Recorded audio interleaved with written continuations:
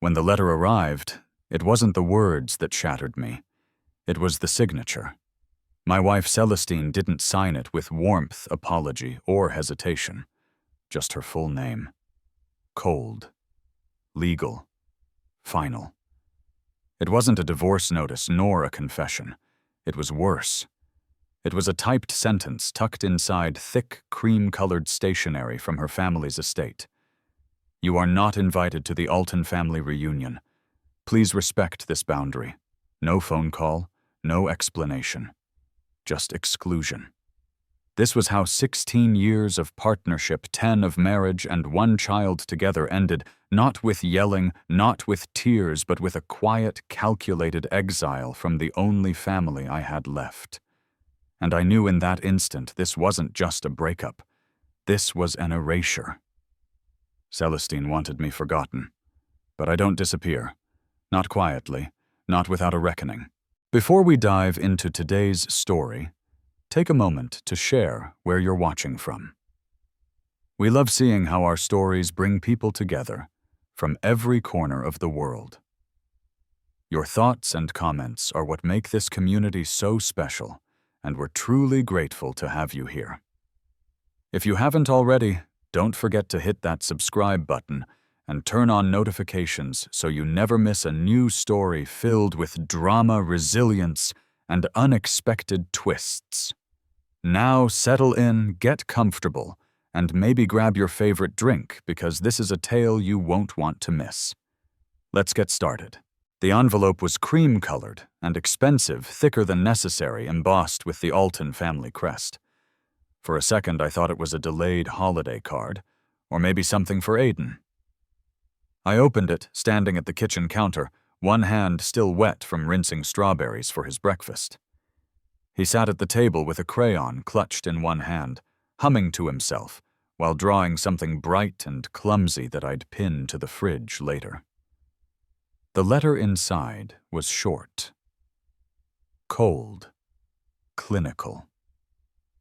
You are not invited to the Alton family reunion. Please respect this boundary. No signature, no explanation, just the seal of the Alton Legal Counsel printed faintly at the bottom corner. I read it twice, then a third time, like repetition would somehow soften the blade. My hands stopped shaking first. Then my jaw clenched. I stood still for a full minute while Aiden chattered about needing more yellow for the sun in his picture. Then I tucked the letter into the trash beneath a damp coffee filter and turned back to the sink like nothing had happened. But something had. I wasn't just uninvited. I was erased. And erasure doesn't come spontaneously. It comes rehearsed. Before we dive into today's story, take a moment to share where you're watching from. We love seeing how our stories bring people together from every corner of the world. Your thoughts and comments are what make this community so special, and we're truly grateful to have you here. If you haven't already, don't forget to hit that subscribe button and turn on notifications so you never miss a new story filled with drama, resilience, and unexpected twists. Now settle in, get comfortable, and maybe grab your favorite drink, because this is a tale you won't want to miss. Let's get started. The first thing I did after putting Aiden down for his nap wasn't call Celestine. I called Arch.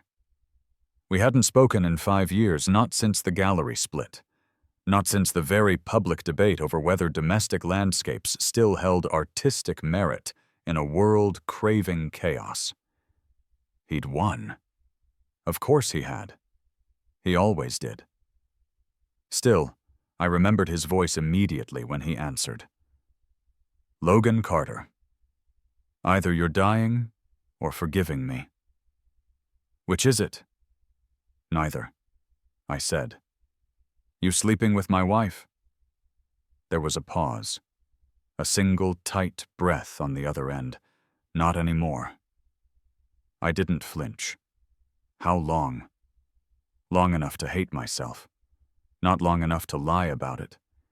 He could have said 5 months or 5 years. It wouldn't have mattered. The wound wasn't raw anymore. It had already scarred over in silence, I just hadn't realized it. You still seeing her? No, he said. We're done. Why? He hesitated.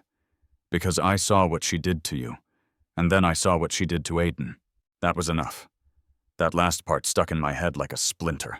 Celestine Alton was a calculated woman. She didn't rage. She edited. She redlined people out of her life like a contract clause. I knew this from the beginning, but when you're 29 and in love, you call it elegance. You think control is refinement. I was wrong. I was especially wrong the night she sat across from me in our Tribeca apartment, swirling a glass of Sancerre and saying, I think we've become different versions of ourselves. I laughed then, half in disbelief. That's the most expensive way I've ever heard someone say they're bored. She didn't laugh back. Logan, this isn't working. I waited for the cliché. It's not you, it's me. But even that would have required vulnerability. Instead, she handed me a manila envelope with the name of a divorce attorney typed neatly on a card. I'm not asking you to fight, she added. This should be smooth, clean. We're adults. I was stunned not by the divorce, but by the performance of it. Like she'd practiced the line 100 times in the mirror. I left quietly that night. She didn't follow. I didn't ask her to. It took 6 months for me to see the new photos of her and Arch. They were on page 6, standing side by side at a gala for emerging sculptors, her hand on his arm, both dressed in black. Polished. Timeless.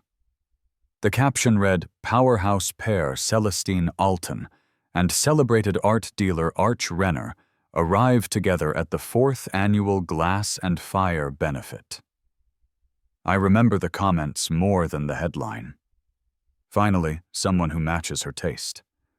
Arch always did have a thing for the cold ones. I didn't react. Not publicly. Not even to friends. My silence was misread as defeat. Let them think that. Let them think I was weak. I built a new life in Flatiron. Quiet, simple. I took freelance architectural design jobs that let me stay near Aiden's school. Celestine had primary custody, but the court granted me long weekends and school pickups twice a week. That was my real job, being present. Being safe. Being the only thing in Aiden's world that didn't change overnight. He was 5, and already understood more than he should have. One night as I tucked him in, he asked, Why does Mommy say you're too soft for real life? I froze. She said that. He nodded, eyes big and honest. She said soft men get stepped on. I didn't answer. Not then. But I would. The day the letter came, it wasn't just about being disinvited. It was the final punctuation mark on a sentence Celestine had been writing for 2 years, Logan. Carter no longer exists. Not in her world. Not in her name. Not in her family. And yet somehow, I still had the child. Still had the silence.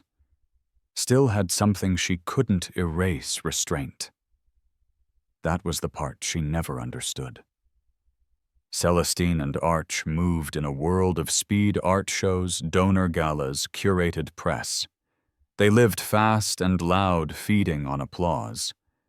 But I moved in patience.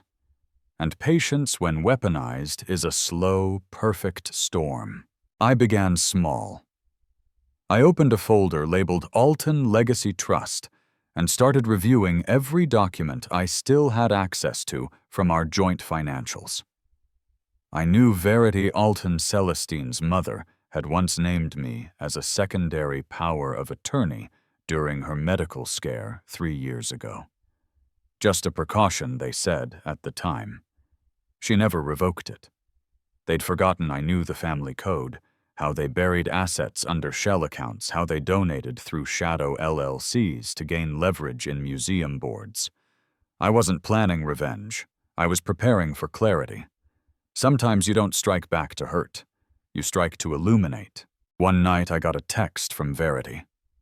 Heard about the letter. You deserved better? It was the closest thing to empathy I'd ever received from the Alton matriarch. Still, I didn't trust it. Not yet. But it told me what I needed to know. Verity hadn't sanctioned the exclusion, which meant Celestine was tightening her own grip. Arch must have helped. He'd always known how to play the backroom influence game. So I did what I do best. I waited.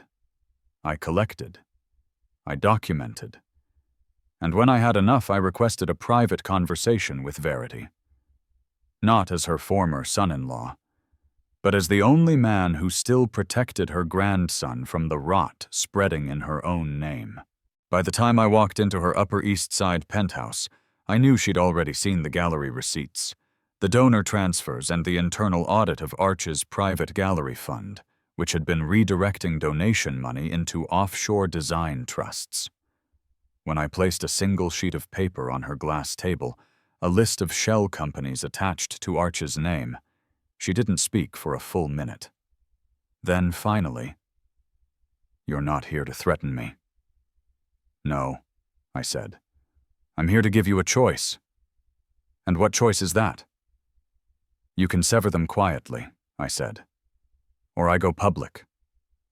Either way, Aiden stays with me." She reached for her drink. It trembled.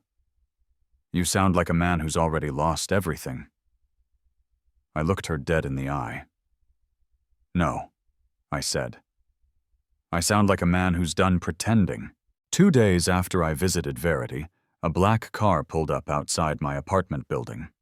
It wasn't Celestine's usual town car, and it wasn't Verity's driver either. This one was unmarked discreet. The man who stepped out was wearing a tailored navy coat and the expression of someone who never wasted a word. "Mr. Carter," he said, voice even Ms. Alton would like to speak with you. In private. I didn't ask who sent him. There was only one Ms. Alton who operated through veiled summons. I zipped Aiden's jacket, handed him to my neighbor Leah, who'd offered more support these past months than Celestine had in the last 3 years, and slid into the back seat without a word. The car didn't go to Verity's apartment. It took me to the Alton Foundation building, an architectural triumph that once bore my design signature on its entry facade. They'd since remodeled, stripping the clean stone lines I had laid down in favor of reflective glass and gaudy geometric metal overlays. Fitting. Erase the original architect, too. Inside, everything was hushed. No assistants greeted me. No voices echoed down the glossy corridor. Just a single door at the end ajar. Celestine sat at the conference table like a queen unbothered by war. She didn't rise. "I assume you know why I called you here," she said. "I do." She studied me, eyes cool. She always looked impeccable in these moments. Hair pinned, blouse bone white, makeup invisible, but flawless. But there was something else this time. Strain around her eyes. Something beginning to crack beneath the surface. "You went to my mother," she said, not a question. "Yes." Why I didn't answer. I didn't need to. She already knew. She exhaled slowly, folding her hands. "Whatever you think you've uncovered, Logan, I can assure you, it's more complicated than you imagine." "Then explain it," I said. "Explain how Arch's name ended up on donor ledgers that trace back to your family's political interests. Explain why my son's college fund was rerouted into a joint development account under the Alton Charitable Wing. Explain why your name is still on the trust fund contract that guarantees him financial support, yet nothing has been deposited for 7 months." Her composure faltered barely. "But I saw it. You don't understand the pressure I'm under." "No," I interrupted, voice low. "You don't understand who you're talking to." There was a time when I would have cracked at that table. Apologized for raising my voice. Looked down. Deferred. That time was over. "You disinvited me from your family's life," I said, "but not from my son's. and certainly not from the truth. She was silent. Then finally, "You're bluffing." I pulled out a flash drive and set it on the table between us. Every wire transfer, every name, every time stamp. "Your mother already has it. So do 3 journalists sealed under private NDA, but ready if anything happens to me." She didn't touch the drive, but her hands curled into fists so tight the knuckles whitened. "This was never about hurting you," she said. "No," I replied. "It was about forgetting me. Quietly. Legally. Permanently." She looked at me, really looked at me for the first time in years. Maybe the first time ever. And I think just briefly she felt shame. After I left the building, I didn't go home. I walked the city. Past galleries I once exhibited in. Past cafes where Aidan had eaten his first strawberry croissant. Past the corner bookstore where Celestine once bought me a first edition of Frank Lloyd Wright's collected essays. Grief isn't always loud. Sometimes it's just a shadow that follows you in daylight. For years I had pretended to be okay, played the role of the quiet ex, the soft-spoken dad, the man who let things go. But now I knew what they had done. They had siphoned money from Aidan's future. They had repainted my narrative privately and publicly to justify the erasure.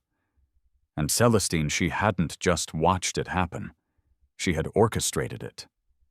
Arch was just the bonus twist. But something else struck me on that walk. It wasn't about money. It wasn't even about betrayal. It was about power. Celestine's need for control had metastasized. She no longer needed love or even admiration. She needed reverence, to be untouchable, to be beyond question. Arch was convenient because he bowed. I never had. And that made me dangerous. That night I sat down with Aidan over dinner. He poked at his mac and cheese too quiet. I noticed a new sketch folded in his pocket. "What's that?" He hesitated, then unfolded it. A picture of 3 people holding hands, 2 tall, 1 small. This was us. Before he said softly, "Before." It broke me. I cleared my throat. "Aidan, do you ever feel like I'm not part of your family anymore?" He nodded slowly. "Mom says you're not invited because you don't understand their way of life." "What do you think I asked?" He paused. "I think you understand me." That was all I needed. 2 days later, Verity called. "I've made my decision," she said, without preamble. "The trust will be amended. Arch will be removed from all Foundation financial oversight. Celestine will retain her title, but with restrictions. And you, Logan, you will have full documented custodial control over Aidan's educational and medical planning." I didn't speak. "I'm not doing this because I like you," she added. "I'm doing this because I trust you. And frankly, you're the only person in this mess who hasn't embarrassed me." It was a strange kind of compliment, but I took it. "And the reunion?" I asked. She sighed. "You'll receive a formal invitation by end of week." It wasn't about the reunion, of course. It never was. But it was a symbol, and sometimes symbols matter more than settlements. Arch didn't call. He sent an email. "I deserve everything coming. Just wanted you to know I never touched Aidan's account. That was Cel. I just looked the other way. I didn't reply." He didn't deserve grace, but he didn't need my hate either. That was Celestine's legacy now. She'd weaponized silence. I would turn it into truth. The final piece came quietly. An email from Aidan's school. His tuition for the next semester had been paid in full. By me. I stared at the confirmation screen for a long time. Not because I needed proof I could do it, but because I needed to feel the weight of doing it on my own. No more Alton signatures. No more foundation funds. No more shared accounts. Just me, my son, and a life built from the quiet places others overlook. On the morning the formal reunion invitation arrived, Aidan was brushing his teeth when the mail slipped through the slot. I opened it without ceremony. Gold embossing. The usual flair. But this time, my name was there. Full name. No asterisk. No legal caveat. Logan Ellison Carter and guest. I folded the letter in half, placed it on the counter, and turned to Aidan. "Want to go see Grandma Verity next month?" He grinned, toothpaste spilling from his lips. "Will there be cake?" "Probably a lot of things, including fireworks. Real fireworks." I smiled. The grown-up kind. It's strange what survival looks like.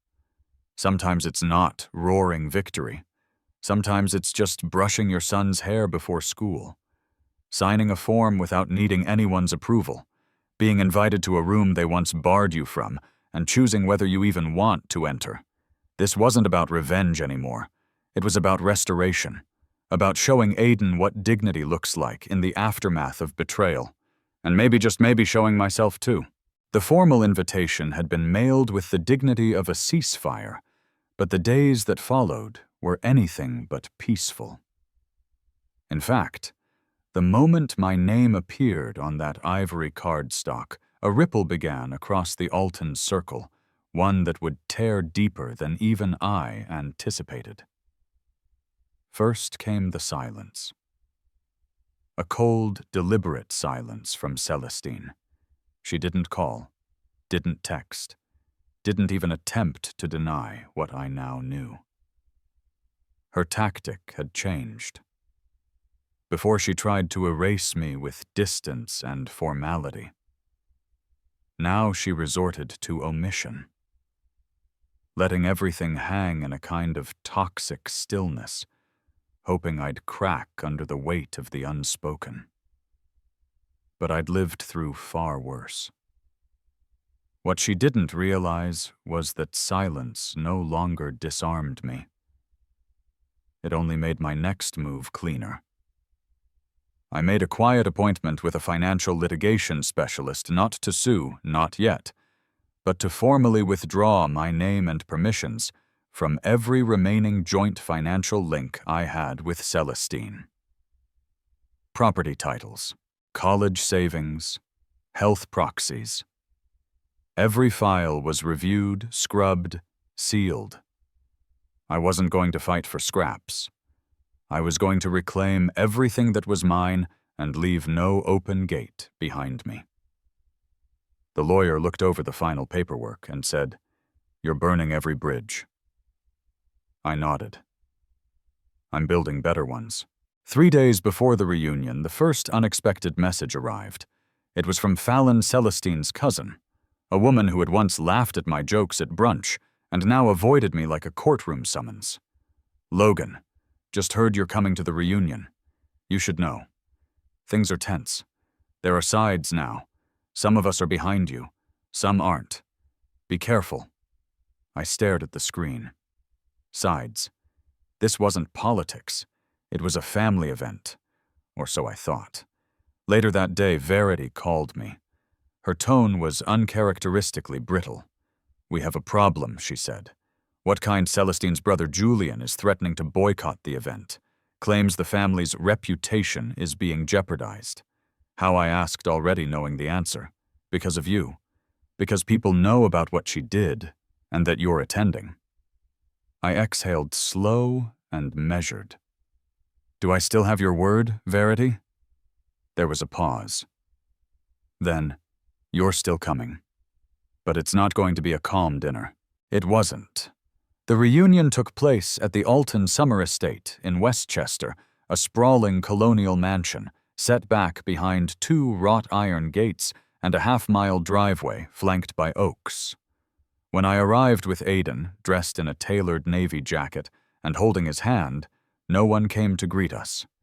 We stepped through the doors into a room of gold-accented silence. Everyone turned. Half of them gave stiff nods. A few offered tight-lipped smiles. but most stared like I was a stranger who'd stumbled into their living room and refused to leave. Celestine was already at the far end of the room, champagne in hand, standing beside Arch. Arch. So he'd come after all. His presence didn't surprise me, but the way he looked, drawn, pale, and jumpy, made me realize something was off. He wasn't the smug partner I remembered. He looked scared. Aiden disappeared toward the snack table, with Verity leaving me momentarily alone, which is exactly when Julian approached. He looked just like his sister, sharp suit, sharper jaw, and eyes that said he still hadn't forgiven me for not being born into their bloodline. "You've made quite a scene," he said coolly. "Just attending an event I was invited to. After stirring up internal audits, after leaking donation fraud to the board, my eyes narrowed. I leaked nothing." He smirked. "No, but someone did. And they traced the chain of events. It starts with you." He stepped closer, dropping his voice. "You're not family, Logan. You were never one of us. Don't mistake Verity's guilt for actual support." "Guilt," I said. "Or insight," Julian sneered, and for a brief moment I saw the full sickness of the Alton name, how it cloaked itself in prestige but reeked of decay. I didn't respond further. I walked away. But the real storm didn't come from Julian. It came from Arch. Later that evening, as the sky turned a coppery gray, the family gathered in the conservatory for speeches. Verity stood to thank the staff and welcome everyone, her voice formal, rehearsed. But before she could finish, Arch stepped forward. He didn't raise his glass. He raised his phone. "I wasn't planning to say anything," he began, "but I think it's time we address the truth." The room stilled. "I've been part of this family unofficially for 3 years now, and in that time I've watched how we treat people, especially those who threaten the hierarchy." He looked at me, then at Celestine. "I was complicit in what happened to Logan. I knew Celestine was rerouting funds. I knew about the manipulation, the silencing, and I said nothing because I was gaining from it." Celestine bolted upright. "Arch, don't!" But he kept going. "I loved her. I thought protecting her meant enabling her. But all I did was help her hurt a man who should never have been pushed out." Gasps filled the room. "I'm stepping down from my advisory role with the foundation. Effective immediately." He handed Verity a signed resignation letter and walked out. Not a dramatic exit, just quiet. Final.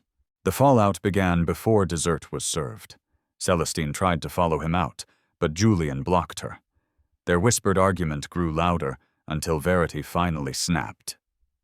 "Enough," she said, voice razor sharp. Celestine turned, face flushed with rage and humiliation. "You brought him into our lives. You handed him power, and you abused it," Verity said. "I gave you freedom, not immunity. It was the most public reprimand I'd ever seen in that family, and it changed the air in the room." Suddenly, Celestine wasn't the regal daughter. She was the disgraced one. I didn't gloat. I didn't smile. I simply stood still, letting her feel what it was like to be the outsider. Later that night, Aiden and I were in the guest house packing our bags. The event was technically still going, but I had no reason to stay. Then a knock. Celestine stood in the doorway, mascara-smudged shoes in her hand. She didn't speak at first, just looked around the room at the bags, at Aiden's drawings, at me. "You won," she said finally. I didn't respond. "You think that means you were right?" "No," I said. "It means I survived you." She flinched. "I loved you," she whispered. "No," I replied. "You loved control, and I made the mistake of letting you have it." Tears slipped down her cheek. Whether they were real or another form of performance, I no longer cared. "I'll sign whatever you want," she said. "Custody, the trust, everything. I already have everything," I said quietly. What I needed was peace. I closed the door without slamming it. That was the difference between us. As Aiden and I drove back into the city, I didn't feel triumphant. I felt clean, like something had finally been lifted.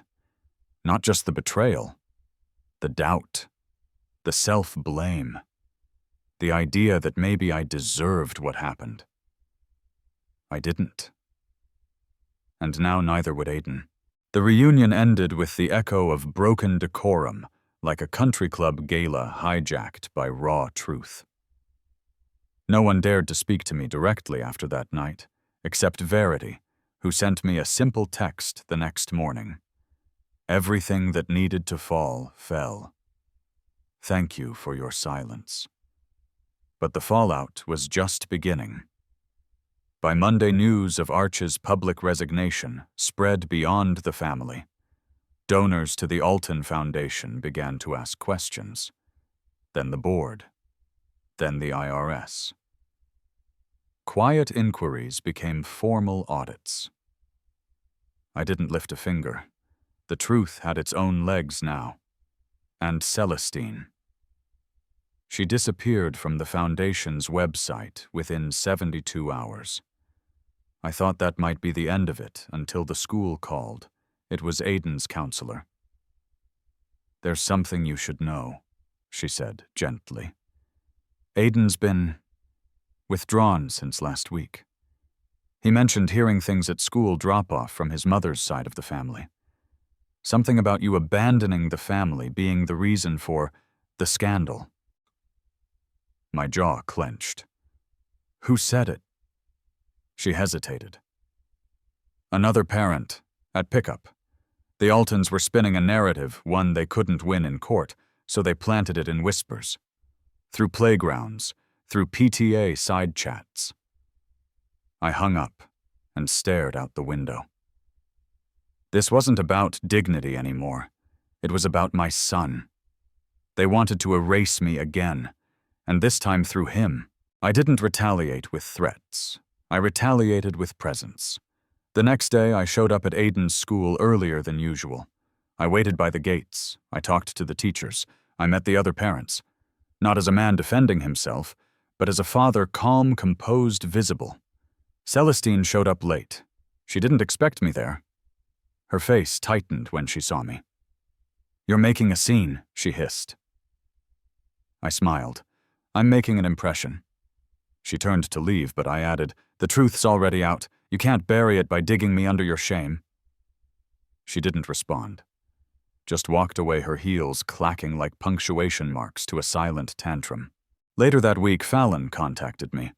She'd always been more gray than black and white, loyal to family, but not blind. I need to talk, she said, meeting me at a bookstore cafe near the park. Her eyes were tired, like someone who had seen the facade crack but still held the glue. You need to know something, she said. Celestine isn't done. She's talking to a PR firm, trying to frame the Foundation fallout as a coordinated smear. I laughed bitterly. Coordinated by whom I've been hands-off since day one. She's desperate. Her inheritance is tied to the Foundation's public integrity clause. If it falls apart, she loses the trust payout. A lot of people do. And they'll blame me. She nodded. Which is why you need to get ahead of it. Not reactively, strategically. You don't need revenge, Logan. You need exposure. I leaned forward. What do you know? Fallon pulled a flash drive from her coat. She recorded calls with Arch, bragged about controlling the narrative, about manipulating the Foundation votes. Arch gave me the backups before he left. He said, and I quote, Logan deserves a clean slate. I took the flash drive. Why are you giving this to me? Because you loved her. And she twisted it. And because Aiden deserves better than a legacy built on lies. That night, I didn't sleep. I sat with my laptop headphones on, listening to clip after clip. Celestine's voice as sweet as champagne, laced with venom. You think Logan will fight back? He won't. He's too clean. That's why he lost the board vote. He still believes character matters. Arch is useful because he says yes. Logan always needed reasons. We just need him out of the picture long enough for the trust to clear. I sent them to my attorney, then to the board, then to the media. No commentary. No narrative. Just truth delivered plainly. By Friday morning, the Alton Foundation's main page was down. By Monday, Celestine's name trended for all the wrong reasons. She showed up at my office. I hadn't seen her look this undone since our separation. The makeup faded, the facade cracked. "You think this fixes things?" she snapped. "You think you look noble now?" "No," I said quietly. "I think I look free." She stepped closer. "You've ruined everything." "No," I said. "You did that when you stopped being human and became a brand." She faltered. "You don't know what it's like. The pressure, the legacy. Don't mistake legacy for license." She paused. "I never meant to hurt Aiden." I stared at her. "But you did. And he remembers." She blinked, the reality finally catching up. Her lip trembled, but I didn't move. I didn't console. That part of me was long gone. "Tell your PR firm to stop trying to spin this, or I'll release the full transcripts next." She swallowed, turned, and left. Weeks passed. The Altons circled their wagons but couldn't stop the bleeding. Donations froze. Internal investigations launched. Aiden's name was scrubbed from any public-facing material involving the family. He came home one day holding a handmade card. "Miss Fallon made me this," he said. It was a simple drawing of him and me stick figures on a bright green lawn. She said, "We're the real family now." I smiled. "She's right." He paused. "Are you mad at Mom?" I knelt beside him. "No. But sometimes when people make too many wrong choices, you have to step away, even if you still care." He nodded like he understood more than most adults ever would. One night, Verity called. "I want to give you something," she said. She came by with an old family album. She tried to cut you out of everything. But I kept this, because history isn't hers to rewrite. Inside were photos of our wedding, our first house, Aiden as a baby. I flipped through slowly, memory by memory. "I'm not asking for reconciliation," she said. "I just wanted to say, you were right to stay calm. You were right to wait." I closed the album. Waiting is all I've ever done. This time I moved. She smiled, and it changed everything. By month's end, I was offered a new board seat, ironically, on a rival foundation. One that valued integrity. One that asked not what I lost, but what I built. I didn't accept immediately. I needed to be sure. But when Aiden came home with a school report that said, "My hero is my dad because he always tells the truth," I knew the decision was already made. It was raining when the court date arrived, one of those fine, cold rains that seemed to peel the gloss off every surface. Manhattan's courthouse stood like a granite verdict in the skyline, unshaken, impersonal, inevitable. I didn't wear a suit to impress. Just a black coat, plain tie, and clarity. I wasn't there to perform. I was there to reclaim. The custody hearing was about Aiden.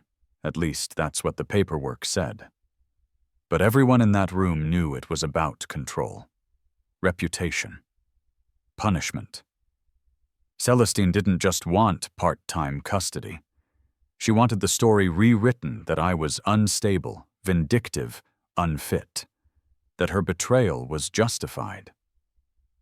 She arrived flanked by her attorney, a lean, aggressive woman in sharp gray. Celestine wore navy, a tailored dress that fit like armor. Her face was smooth expression tight, just enough sorrow in the eyes to feign regret. My attorney leaned in. "Stay calm. You don't need to convince the room. Just tell the truth." I nodded. I wasn't there to smear her. I didn't have to. She had already painted herself in vivid strokes, and this courtroom was simply the frame. The hearing began with procedural questions: background, income, living arrangements. Then it shifted to Aiden's well-being. Celestine's lawyer rose. Your Honor, my client seeks primary custody due to concerns about emotional manipulation and environment instability.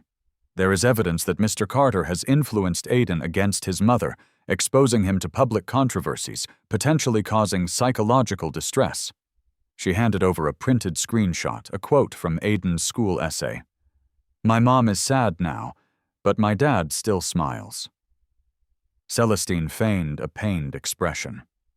It broke me to see that. I don't want my son to grow up resenting me. Her voice was steady. Practiced. Then came my turn. I never coached Aiden to hate his mother, I said. I told him the truth, age-appropriate, calm, honest.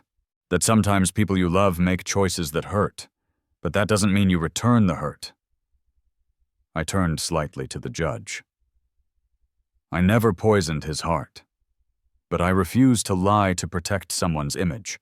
My attorney submitted exhibits, school reports, Aiden's therapist's notes, testimonials from teachers, neighbors, and then the audio recordings. The judge raised an eyebrow. Celestine's face didn't twitch, but I saw it, the microscopic flicker of tension in her jaw. I didn't intend for these to be public, I said. But when the foundation collapse impacted Aiden's school and social environment, it became necessary to show the context. The judge listened to a brief excerpt in chambers. When she returned, her demeanor changed. I will remind all parties, she said coolly, that this courtroom is not a stage for personal redemption, but the welfare of a child. But the temperature in the room had shifted. Celestine's armor had cracked. On the second day, the judge requested direct interviews with each parent one-on-one. When it was Celestine's turn, she didn't look at me as she walked past. But I noticed her shoulders tighten, her composure strained now, less effortless. My turn followed. The judge leaned back, arms folded. Mr. Carter, she said, why should Aiden live with you? I didn't speak right away. Because I've already lost enough of him. She tilted her head. When Celestine and I split, I didn't fight for the house or assets. I just wanted time with my son. But I've watched him become a prop in power plays I never agreed to. I don't want to win custody, I want to give him stability. Truth. Love that doesn't change when the narrative does. She studied me. Would you be open to shared custody? Yes, I said. If it's in Aiden's interest? But only if the manipulation stops. I won't watch him be used again. The final blow didn't come from me. It came from Fallon. Subpoenaed reluctantly, she took the stand with a quiet sigh. I love my sister, she began. But loving someone doesn't mean covering for them forever. She detailed the foundation's collapse, the internal lies, the conversations where Celestine admitted using Aiden's image for damage control. She believed Logan wouldn't fight back, Fallon said. She said his silence was weakness. I know now it was restraint. Celestine looked down. For the first time, she looked small.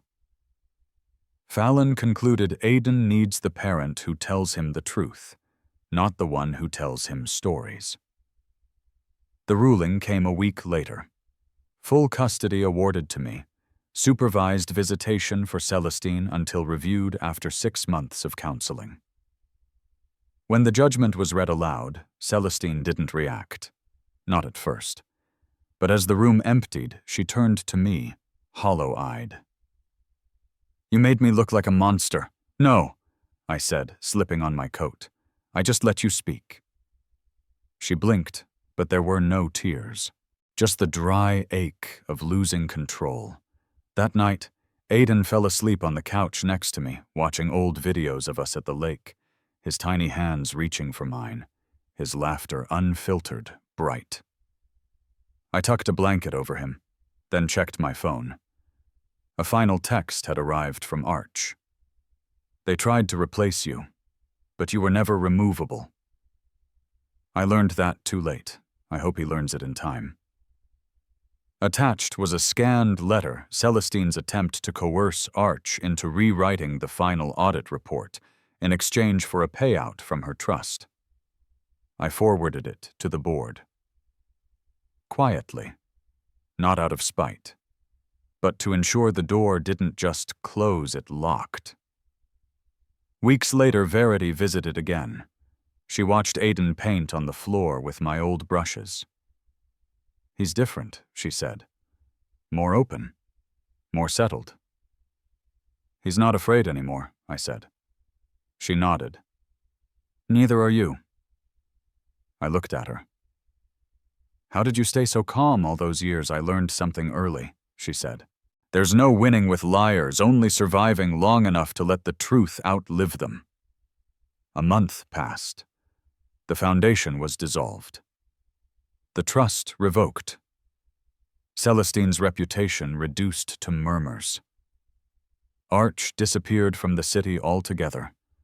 No one seemed to know where he'd gone, and no one asked. I didn't pursue. I didn't need to. One morning, Aiden and I stood on the rooftop of our building, watching the skyline turn gold. "Are we okay now?" he asked. I wrapped my arm around his shoulder. "We're better than okay. We're free." He leaned into me. "I want to build things like you. You already are." He smiled. "Will you teach me to draw every day?" That night after he slept, I looked at the single photo I had kept all these years. Celestine holding Aiden at 6 months, both of them beaming. Back when everything still had time to go right. I didn't feel hatred or grief, just the clean, sobering clarity of release. I placed the photo back in the drawer and shut it for good. Some stories don't need to be retold, only outlived.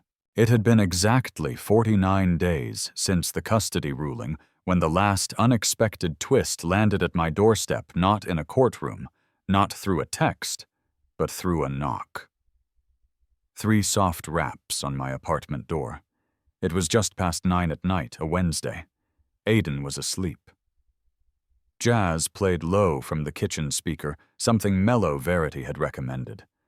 I opened the door and found Arch.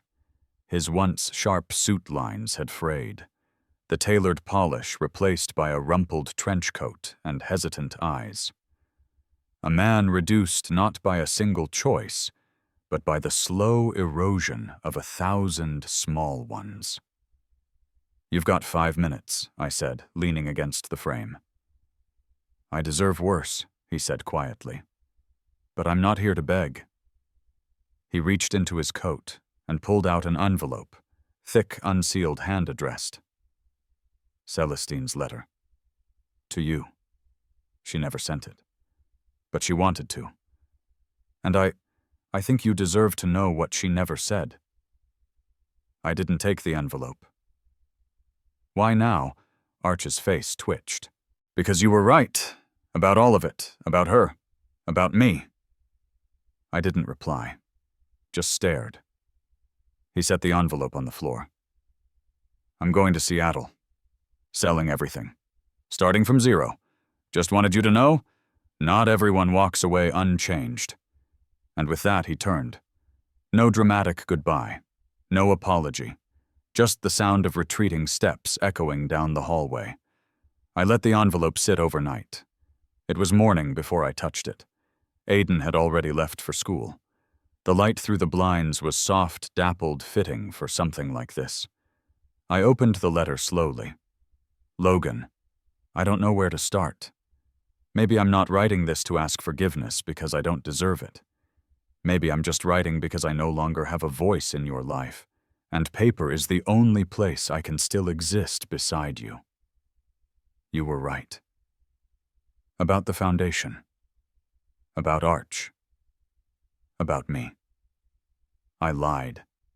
Not just to the board or the press, but to myself. I told myself I was doing it for Aiden, for stability, for legacy, for the name. The truth is, I was afraid of being left behind, of being irrelevant in a world that rewards spectacle over sincerity. Arch made me feel seen again. Not loved seen. It's not the same. You always loved me steadily. I confused that with complacency. I tried to rewrite the story to frame you as angry vindictive, because that's easier than admitting you were simply better than me. You deserved loyalty. I gave you strategy. You gave me home. I turned it into theater. Aiden will never know this version of me, not unless I tell him. And I don't know if I'll ever be brave enough to do that. But I hope you will. I don't ask for reconciliation. Only that you remember I once loved you, and some small part of me always will. See, I read it once, then again, then folded it and placed it not in a shredder or trash, but in the same drawer where I kept that last photo.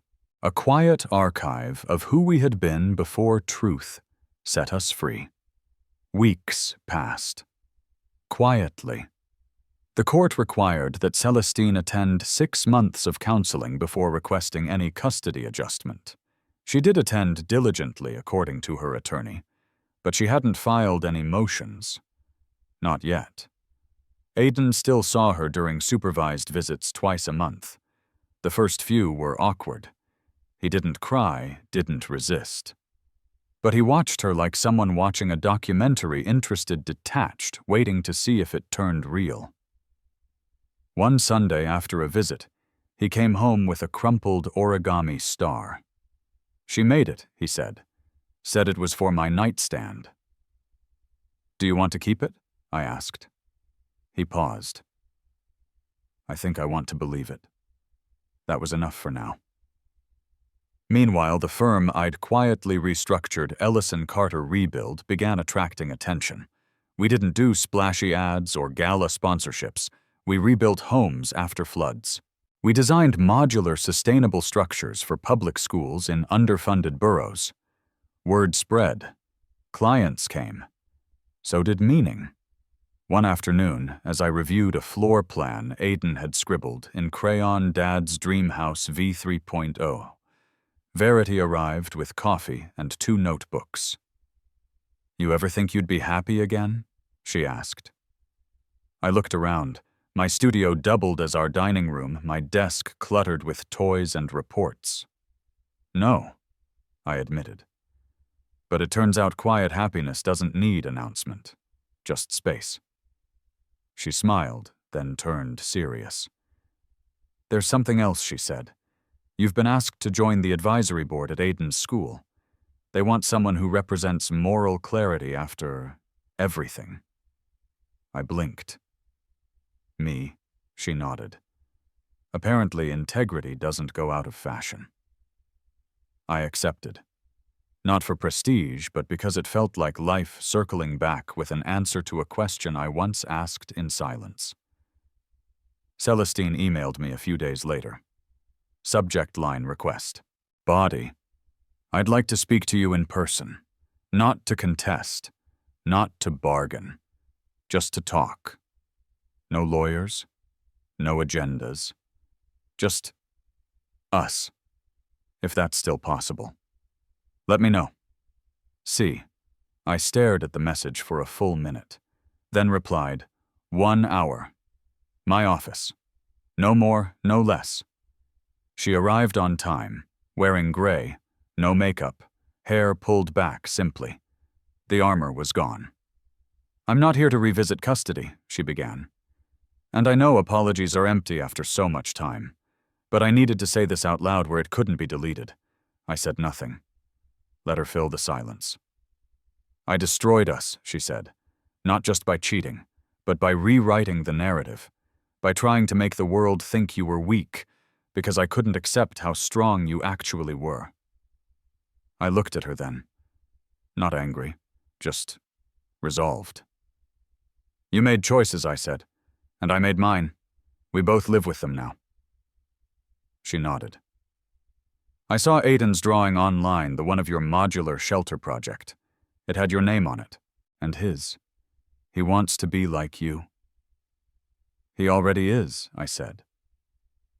I'm glad, she whispered. Because he'll grow up knowing what decency looks like, even if it didn't come from me. She stood. That's all. And left without asking for anything. No handshake, no plea, just the click of the door behind her. Later that night, Aiden and I stood in the kitchen baking. He cracked eggs with wild accuracy. I handled the cleanup. He was humming something off-key, loud, joyful. "Hey, Dad," he said, licking batter from a spoon. "Will I ever be as good as you?" I laughed. "You already surpassed me the moment you asked that question." He grinned. The oven timer beeped. We pulled out uneven, glorious cookies, slightly burnt on one edge. He declared them perfect. And I realized they were. Not because they were flawless, but because we made them. Together. The next morning, as Aiden packed his school bag, he pulled out the crumpled origami star and placed it on my desk. "Maybe you can keep it now," he said. I think she meant it this time. I didn't ask who. I didn't need to. "Thanks, bud."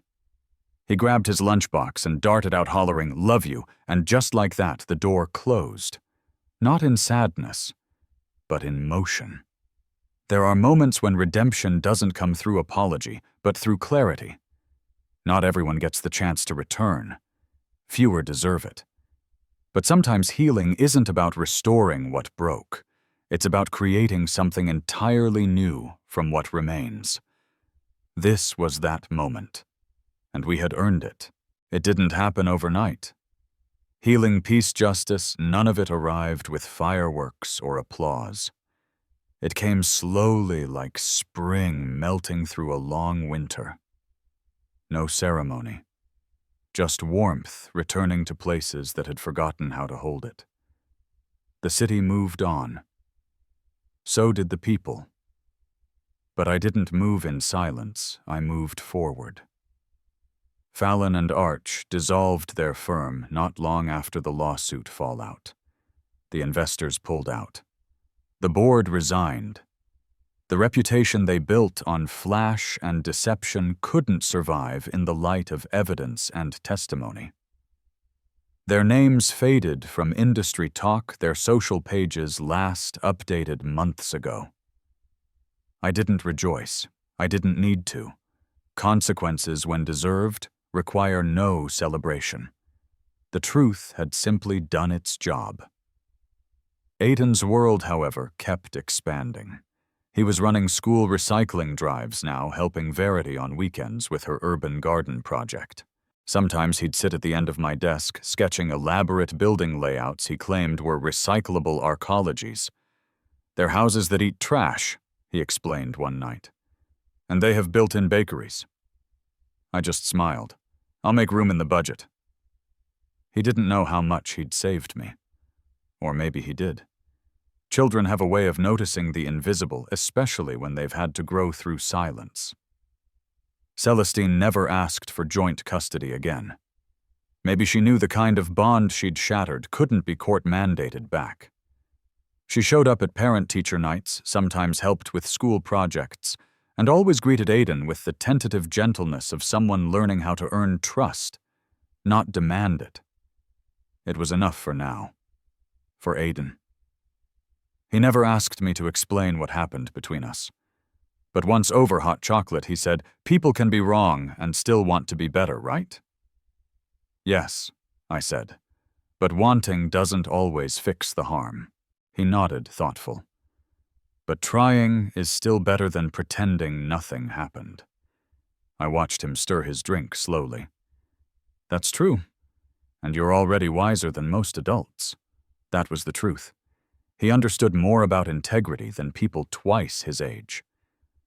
And that gave me peace. Verity stayed not just as a friend, but as someone who reminded me that love didn't have to be grand or flawless to be real. It could be found in overcooked pasta, impromptu jazz records at midnight, and shared glances across meetings when Aiden proudly pitched his latest green skyscraper with a donut floor. We weren't rushing anything. We didn't need to. Some wounds become maps. They show you where not to go again. Years later, I stood at a podium during a local architecture gala. My firm had just partnered with a coalition to rebuild 12 low-income housing units into sustainable family-focused spaces. I wasn't thinking about applause or press. I was thinking about the people who'd live in those homes. Parents like me, kids like Aiden, and the quiet power of choosing to rebuild, not revenge, not gloating, just the dignity of a life lived better. Afterward, a reporter asked what motivated me. Failure, I said. Mine. Others. But mostly, love. The kind that survives being betrayed. The kind that reshapes itself instead of hardening. She blinked, smiled, and wrote it down. I turned back to the crowd and saw Aiden near the edge of the stage giving me a thumbs up. That was enough. Sometimes I still think about that letter from Celestine. Not out of regret, but to remember. She gave me her truth, I gave her mine. We didn't become friends, we didn't undo the past, but we stopped bleeding from it. That's a kind of peace, too. And Arch, he vanished from headlines. I heard he opened a design consultancy in Oregon under a different name. A friend said he looked tired. Good. Let him start again. Let him carry the weight. I once thought power meant winning, beating them, proving something, being louder. But I learned that true power is choosing peace when you've earned vengeance. It's knowing you could destroy someone and deciding to rebuild yourself instead. I didn't just win the custody case, the firm, the finances. I won back my time, my voice, my son. I won back my name from the mouths that tried to dirty it. And most importantly, I never lost who I was. Now my days are ordinary in the best way. I drink good coffee. I work on projects that matter. I listen when Aiden talks about fusion-powered buildings. I eat meals that aren't perfect but are warm. I sleep without replaying old betrayals. I live quietly, fully, and with a heart that finally beats without bitterness. Because the truth is, we don't always get closure. But sometimes we get clarity, and with that comes freedom. Not every betrayal ends with broken glass or raised voices. Sometimes the deepest cuts come in silence through the letter that never should have been sent. The trust quietly discarded, the family reshaped without consent. But when the world strips you of what you thought was yours, love, loyalty, belonging, it also offers a rare and powerful gift, clarity. Clarity to see who truly stands with you. Clarity to rebuild not from revenge, but from integrity. This story wasn't about punishment. It was about remembering that dignity isn't given, it's chosen. That healing isn't loud, it's patient. And that justice, when it's real, doesn't always roar. Sometimes it simply arrives when you no longer need to prove anything. We all carry wounds, some visible, some buried. But what defines us isn't the pain we endure, it's how we choose to live after it. So if you've ever felt cast out, erased, or underestimated, know this: your story isn't over. You still hold the pen. Thank you for watching. We'd love to hear your thoughts. What moment spoke to you most? Leave a comment. Share your story. And if you haven't already, don't forget to subscribe and turn on notifications. There's always another story to tell. Let's keep sharing them together.